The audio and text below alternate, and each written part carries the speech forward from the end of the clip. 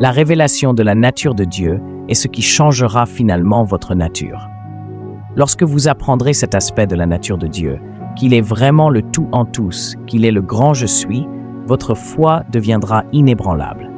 Dieu s'est révélé à Moïse comme le je suis. Dans Exode chapitre 3, à partir du verset 10, nous lisons « Va, car je t'envoie vers Pharaon. Tu dois faire sortir d'Égypte mon peuple d'Israël. » Moïse protesta auprès de Dieu.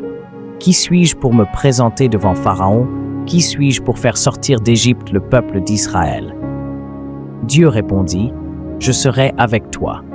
Et c'est ici le signe que tu sais que c'est moi qui t'envoie. Lorsque tu auras fait sortir le peuple d'Égypte, vous adorerez Dieu sur cette même montagne. » Moïse protesta. « Si je vais vers le peuple d'Israël et que je leur dise que le Dieu de vos ancêtres m'a envoyé vers vous, ils me demanderont « Quel est son nom ?» Et que leur dirai-je? Dieu répondit à Moïse « Je suis celui que je suis. Dis ceci au peuple d'Israël, je suis m'a envoyé vers vous. » Dieu dit aussi à Moïse « Dis ceci au peuple d'Israël, Yahweh, le Dieu de vos ancêtres, le Dieu d'Abraham, le Dieu d'Isaac et le Dieu de Jacob m'a envoyé vers vous. C'est mon nom éternel, mon nom dont on se souviendra de génération en génération. » Moïse était préoccupé par ses propres insuffisances. Il craignait que Dieu ait peut-être choisi la mauvaise personne. Qui écouterait Moïse? Le peuple d'Israël, pensait-il, ne répondrait pas à son leadership, ne répondrait pas à ses instructions. Il demanda donc au Seigneur, « Seigneur, quand j'irai vers ton peuple, qui est-ce que je dis, qui m'a envoyé? » Dieu lui dit, « Dis-lui que je suis t'a envoyé. » Qu'est-ce que cela signifie? Eh bien, ce nom, je suis a beaucoup à dire. Il parle du fait que Dieu est le tout en tous. Dieu existe par lui-même. Il n'a besoin de rien en dehors de lui-même pour être Dieu. Il n'y a pas de plus grande puissance. Il ne manque aucune ressource. Il n'y a pas d'angle que sa sagesse n'ait vu. Dieu est Dieu tout seul. Dieu est éternel. Il n'a ni commencement ni fin. Il tient le temps entre ses mains. Pensez-y, Dieu lui-même n'est pas lié par le temps. Vous et moi avons de nombreuses limites à cause du temps. Lorsque vous faites une erreur, vous êtes rempli de regrets. Vous aimeriez pouvoir revenir en arrière et la changer, mais vous ne le pouvez pas parce que vous êtes dans le temps. Lorsque vous avez peur de votre avenir, vous aimeriez pouvoir simplement avancer pour voir si vous avez atteint tous vos objectifs. Vous ne savez pas ce que l'avenir vous réserve parce que vous êtes lié par le temps. Vous ne pouvez pas échapper à ce moment du présent, mais Dieu, il est le « Je suis ». Il n'est pas dans le temps. Il a créé le temps. Par conséquent, il n'est pas lié par les erreurs de votre passé. Il ne s'inquiète pas de ce qui vous attend dans l'avenir. Il est l'aide toujours présente en cas de besoin. Dieu voit le début jusqu'à la fin comme on verrait une seule image ou un tableau. Dieu est éternel. Dieu est immuable. S'il a été fidèle à Moïse, il vous sera fidèle. Dieu est une certitude. Dieu est un fondement. Dieu est un refuge et un point de référence. Cela signifie que si Dieu promet quelque chose, vous pouvez être sûr qu'il tiendra cette promesse. Lorsque Dieu déclare quelque chose comme vrai, rien ne peut le rendre faux. Dieu est fiable. Dieu est un gardien de promesses. Dieu est lié à sa parole. Maintenant, Jésus a dit quelque chose de très intéressant. Allez maintenant au chapitre 8 de Jean. En fait, tout ce que Jésus a dit était intéressant. Mais pour les besoins de ce message, nous lirons à partir du verset numéro 53. « Es-tu plus grand que notre père Abraham ?» Les chefs religieux remettent maintenant en question Jésus. Il est mort et les prophètes aussi. Qui penses-tu être? Jésus répondit, « Si je veux la gloire pour moi-même, cela ne compte pas, mais c'est mon Père qui me glorifiera. Vous dites qu'il est notre Dieu, mais vous ne le connaissez même pas. Je le connais. Si je disais le contraire, je serais un aussi grand menteur que vous, mais je le connais et je lui obéis. Votre père Abraham s'est réjoui en attendant ma venue. Il l'a vu et s'est réjoui. Le peuple a dit, « Tu n'as même pas 50 ans. Comment peux-tu dire que tu as vu Abraham ?» Jésus répondit, « En vérité, je te le dis. Avant même qu'Abraham fût né, je suis. » À ce moment-là, ils ramassèrent des pierres pour lui jeter dessus, mais Jésus se cacha d'eux et quitta le temple. Or Jésus ne prétend pas seulement ici être ancien. Il revendique la divinité. Il se rattache à ce titre par lequel Dieu s'est révélé à Moïse, « Je suis ». Et c'était si choquant, soit dit en passant, que Jésus soit ici accusé de blasphème. Or, lorsque vous comprenez qu'il est le tout en tous, lorsque vous comprenez que Dieu est le « Je suis », cela rend votre foi inébranlable dans le seul vrai Dieu. Jésus a dit plusieurs autres choses concernant la phrase « Je suis ». Il a dit « Je suis la lumière du monde ». Dans Jean chapitre 8, verset numéro 12, nous lisons cela. Jésus a parlé au peuple une fois de plus et a dit « Je suis la lumière du monde ». Si vous me suivez, vous n'aurez pas à marcher dans les ténèbres parce que vous aurez la lumière qui mène à la vie. Alors que nous parcourons les Écritures, Jésus commence maintenant. Vous verrez qu'il fait différentes déclarations. Je suis, je suis, je suis. Mais je veux que vous réfléchissiez à la formulation de cette phrase. Je suis. Dieu n'a jamais dit que je serais ou que j'étais. S'il avait dit que je serais, alors nous serions toujours coincés à attendre perpétuellement qu'il fasse quelque chose, car qui qu'il soit, il est éternel. Et s'il était éternel et qu'il sera, alors nous serions toujours en attente. Dieu n'a pas dit que j'étais. Son pouvoir ne se limite pas seulement à ce qui est passé. Il dit plutôt « Je suis ». Quand est-ce que la foi est-elle? Maintenant la foi. Dieu est présent. Quand est-il présent? Il est présent maintenant pour vous aider, pour vous donner du pouvoir. Cette phrase « Je suis » parle de l'éternité elle-même, là où Dieu est pour toujours, tout ce dont nous aurons besoin. Et Jésus dit « Je suis la lumière du monde ». Il ne montre pas seulement la vérité, il est la vérité. Et non seulement il est la vérité, mais par lui nous voyons toute la vérité. Sans Jésus, nous vivons dans la tromperie. Sans lui, nous n'avons pas de lumière. Pensez à la façon dont la lumière révèle. Et c'est Jésus qui dévoile ces choses qui sont des mensonges dans notre vie. Pensez à la façon dont la lumière fait ressortir la couleur. Pensez à la façon dont la lumière apporte la clarté. Avec la lumière du monde dans nos vies, nous voyons la tromperie pour ce qu'elle est. Et nous ne survivons pas seulement, nous prospérons, vivant une vie remplie de clarté et de couleur. Il ajoute des détails. Il dissout les ténèbres du péché, de la honte, de la peur et du doute. Les ténèbres ne peuvent pas le vaincre. Il est la lumière elle-même. Aucune quantité de mal, aucune quantité de doute, aucune quantité de confusion ne peut éteindre cette lumière. Cette lumière combat la tromperie. Cette lumière combat le doute. Cette lumière combat la confusion. Et par lui, nous voyons toutes choses, car il est la lumière du monde.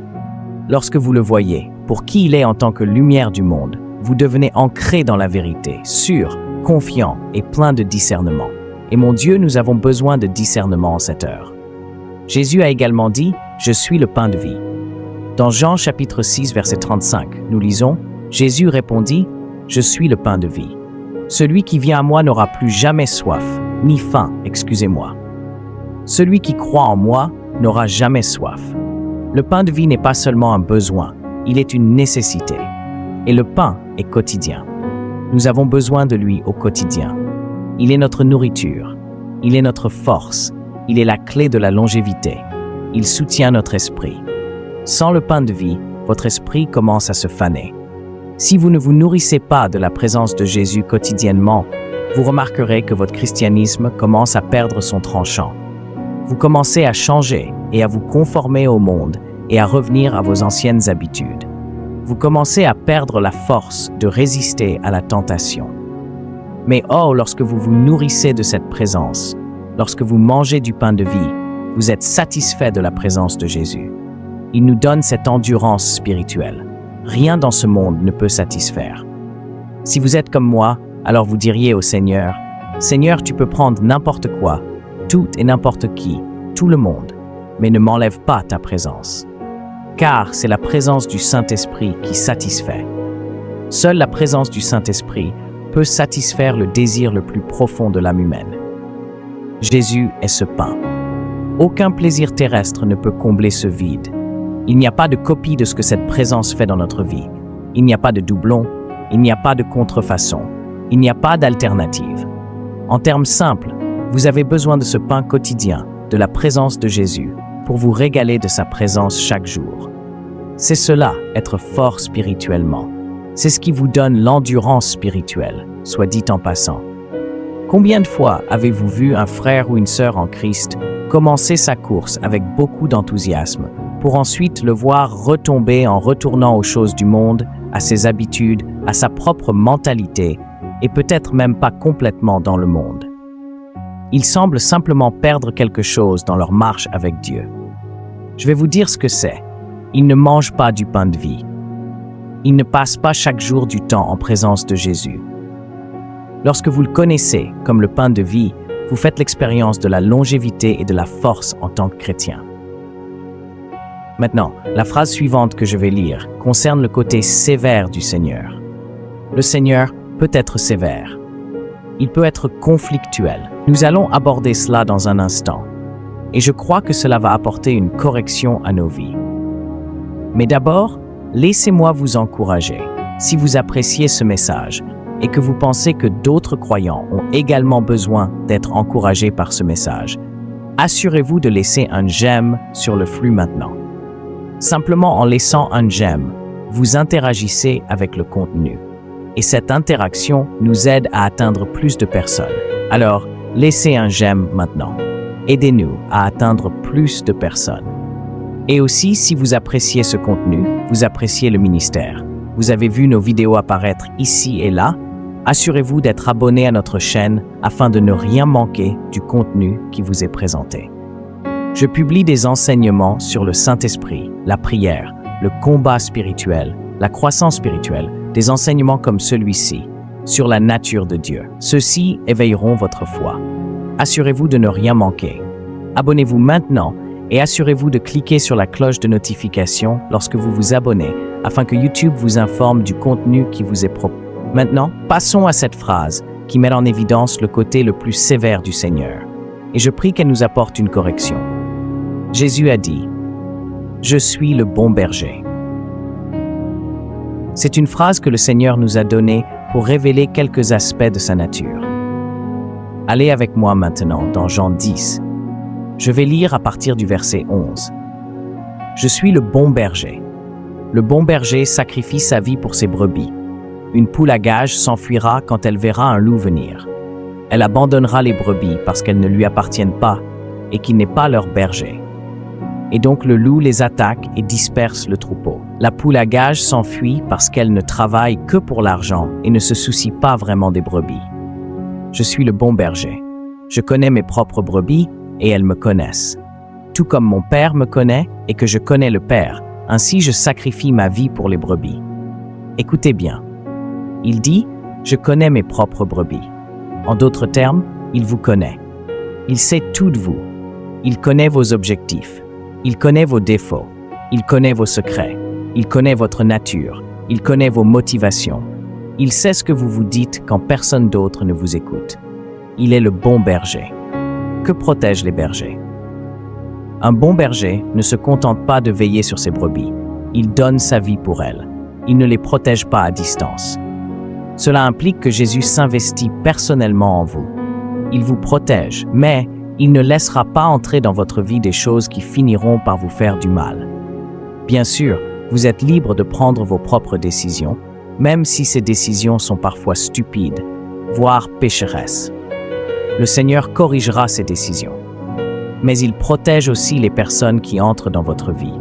Il regarde les enseignements que vous vous autorisez à consommer. Il regarde comment vous prenez soin de votre corps physique. Il regarde comment vous prenez soin de votre esprit. Il vous protège, il investit en vous et vous êtes un trésor pour lui. Quand je pense au bon berger qui nous protège, je pense à ce que je ressens avec mes filles, Aria et Liliane. Elles sont mes trésors, mes précieuses. Jess et moi ressentons la même chose et nous sommes très protectrices envers nos enfants. Ils ne peuvent pas faire tout ce qu'ils veulent. Ils ne peuvent pas s'impliquer dans tout ce qu'ils veulent. Ils ne peuvent pas regarder tout ce qu'ils veulent regarder. Ils ne peuvent pas télécharger tout ce qu'ils veulent télécharger. Il y a une protection. Il y a des trésors. Il y a des êtres chers. Et c'est ce que le Seigneur ressent pour vous. Vous pouvez parfois avoir l'impression de passer à côté de certaines choses. Vous pouvez être frustré parce que vous regardez peut-être même des gens du monde. Et ils semblent profiter des choses plus que vous. Mais le Seigneur vous protège. Il vous corrige non pas pour vous faire du mal, mais pour vous mettre en sécurité. Donc le berger protège et le berger corrige. C'est son côté sévère. Écoutez, vous vous engagez dans des choses qui vous feront du mal. Le Seigneur va vous corriger. Peut-être qu'il le fait en ce moment même de votre vie. Vous permettez des compromis dans un domaine de votre vie ou même dans votre cœur. Le Seigneur va vous confronter à cela, et ce ne sera pas toujours agréable. Cela ne vous fera pas toujours du bien, mais le Seigneur ne fait pas seulement pour nous ce qui nous fait du bien. Il fait toujours pour nous ce qui produit du bien. Il va donc vous confronter à propos de vos mauvaises actions. Peut-être que vous regardez ou écoutez ceci en ce moment et que vous ressentez de la honte pour une certaine action. Peut-être que vous avez simplement fait une erreur. Le Seigneur, oui, il a confronté cela. C'est en partie pourquoi vous ressentez une telle conviction profonde à ce sujet. Le Seigneur vous corrige pour vous restaurer. Le Seigneur vous corrige pour vous ramener dans la bergerie. Le Seigneur utilise sa verge, non seulement pour vous punir pour le plaisir de vous punir, mais parfois cette douleur est simplement pour vous ramener là où vous devez être, loin du danger. Alors il vous corrige. Oui, il est aimant. Oui, il est gentil. Oui, il est gracieux. Oui, il est patient, mais il va aussi vous corriger. Et c'est peut-être ce que le Seigneur fait à ce stade de votre vie. Il vous guide à travers sa parole et à travers son esprit.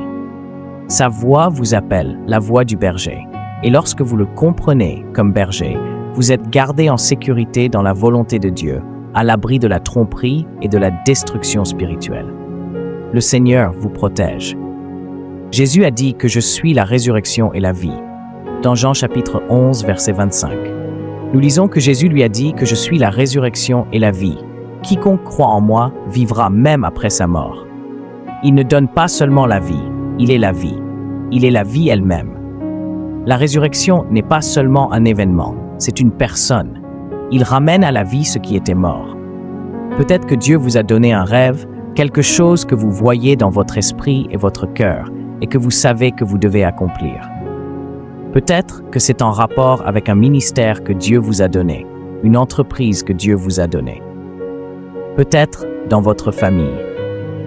Il y a certains rêves que Dieu a placés dans votre cœur concernant votre mariage, vos enfants, peut-être même votre santé, et tout semble s'effondrer. Il va ressusciter ces rêves, surtout s'ils sont donnés par Dieu, surtout s'ils sont selon sa volonté. Il donne un but à la vie.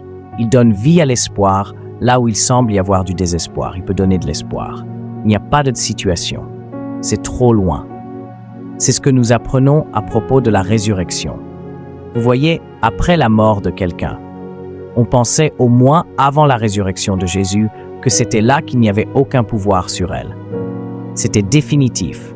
Mais avec Christ, même la mort n'est pas définitive. Il y a de l'espoir. Et lorsque vous vivez dans l'espoir de la résurrection et de la vie, vous vivez dans la puissance, sachant que même la mort a été vaincue. Jésus a aussi dit que je suis le chemin, la vérité et la vie, dans Jean chapitre 14, verset 6. Nous lisons, « Je suis le chemin, la vérité et la vie. Nul ne vient au Père que par moi. » Jésus est le seul chemin qui mène à Dieu le Père. Cela peut sembler étroit d'esprit, et je pense que nous devrions réagir lorsque quelqu'un nous appelle étroit d'esprit. Oui, je suis étroit d'esprit, parce que Jésus a dit que l'étroitesse d'esprit est le chemin. Cela ne veut pas dire que nous sommes méchants ou cruels, ou même que nous sommes grossiers. Cela signifie simplement que nous reconnaissons qu'il n'y a qu'un seul chemin vers le Père. Jésus est le chemin. Il n'est pas un chemin. Il n'est pas une option. Il n'est pas seulement un chemin de spiritualité. Il n'est pas seulement l'un des moyens par lesquels nous nous connectons à Dieu. Jésus est le seul chemin de la vraie spiritualité. Jésus est le seul moyen par lequel nous nous connectons à Dieu. Jésus est le seul chemin vers le ciel et Jésus est la vérité et la vie. Tous les autres sont des menteurs et des voleurs. Il est le chemin exclusif. Aucun autre chemin ne mène au salut. Il est la pleine vérité. Aucune tromperie ne peut lui résister. Il est le donneur de vie sans lui. Il n'y a que la mort spirituelle quand vous voyez Jésus comme il est vraiment le chemin, la vérité et la vie dans laquelle vous vivez. La confiance de savoir que vous êtes sur le bon chemin. Jésus a dit que je suis le vrai cep dans Jean chapitre 15, à partir du verset numéro 1. Nous lisons que je suis le vrai cep et mon Père est le vigneron. Il coupe tout sarment qui ne produit pas de fruit et il émonde les sarments qui portent du fruit. Ainsi, ils produiront encore plus. Vous avez déjà été émondés et purifiés par le message que j'ai donné. Vous demeurez en moi, et je demeurerai en vous, car un sarment ne peut pas produire de fruits s'il est séparé du cep, et vous ne pouvez pas être fructueux si vous ne demeurez pas en moi. Oui, je suis le cep. Vous êtes les sarments. Ceux qui demeurent en moi et eux produiront beaucoup de fruits, car sans moi, vous ne pouvez rien faire. Jésus est cette source de croissance par lui. Nous prospérons et produisons du fruit. Il fait de vous un chrétien productif. Pensez à tout ce que nous faisons pour le Seigneur. Pensez à toutes ces fois où vous êtes devenus fatigués et las dans le ministère. Vous êtes fatigué ou las d'être simplement un bon chrétien. Et parfois, vous avez envie d'abandonner, comme si vous n'aviez pas ce qu'il faut pour devenir tout ce que Dieu vous a appelé à être ou faire, tout ce que Dieu vous a appelé à faire. Oui, c'est une situation frustrante. En effet, de nombreux chrétiens, en réponse à cela, se tourneront plutôt vers la religion et tenteront par leur propre force de répondre à toutes les exigences que Dieu a pour nous et de répondre à toutes les attentes que la parole place sur les chrétiens. Cela peut être ressenti comme un fardeau. Si vous n'êtes pas attaché à la vigne, vous pouvez avoir l'impression que tout dépend de vous. Comme si vous vous accrochiez à peine si vous n'êtes pas attaché à la vigne, mais lorsque vous vous attachez à la vigne, vous avez la vie et la vie plus abondamment. Lorsque vous vous attachez à la vigne, vous commencez à vous épanouir dans tout ce que vous faites. Le Seigneur nous donne le fruit de l'Esprit. Le Seigneur nous fait fleurir et nous fait ressembler davantage à lui. Le Seigneur nous donne la fécondité et la fécondité dans le ministère, nous amenant à agir selon sa volonté, affectant le monde et changeant des vies. Il n'y a pas d'impact durable sans Christ. Aucun. Vous et moi ne pouvons pas faire la différence pour l'éternité sans Christ. Bien sûr, nous pouvons faire la différence ici sur Terre par nous-mêmes sans Christ. Nous ne pouvons pas avoir un impact sur l'éternité uniquement avec Christ. Pouvons-nous avoir un impact sur l'éternité de quelqu'un? Il nous rend donc fructueux non seulement en caractère, mais aussi en ministère. Ce ne sont pas de simples déclarations. Ce sont des réalités spirituelles. Vous avez besoin de clarté. Il est la lumière. Si vous vous sentez spirituellement faible, il est le pain si vous êtes confronté à l'incertitude. Il est le chemin si vous luttez contre le péché. Il est le bon berger si vous faites face à la perte ou à la mort. Il est la résurrection si vous recherchez la fécondité. C'est le vrai cep. Alors Père, je prie que tu aides ton peuple à recevoir cette révélation aujourd'hui et à être transformé par elle. Enseigne-nous, Seigneur, à nous souvenir de ces aspects de ta belle nature. Enseigne-nous à te regarder comme un grand « je suis », comme notre seule source. Aide-nous à voir que tu es vraiment le tout en tout et fais-nous avoir une foi inébranlable en ta nature et ton caractère. Nous t'honorons et nous te bénissons, Seigneur. Nous déclarons que tu es le tout en tout, le nom puissant de Jésus.